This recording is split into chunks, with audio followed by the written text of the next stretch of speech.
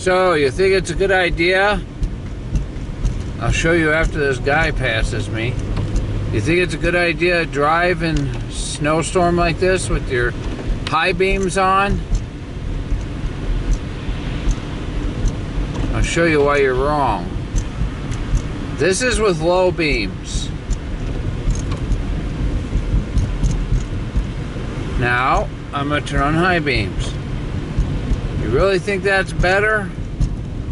It's not. You can barely see. The camera doesn't do it justice. It's much easier to see without the high beams. The same is true in fog. When you ever have a snowstorm like this, or fog, turn off your high beams.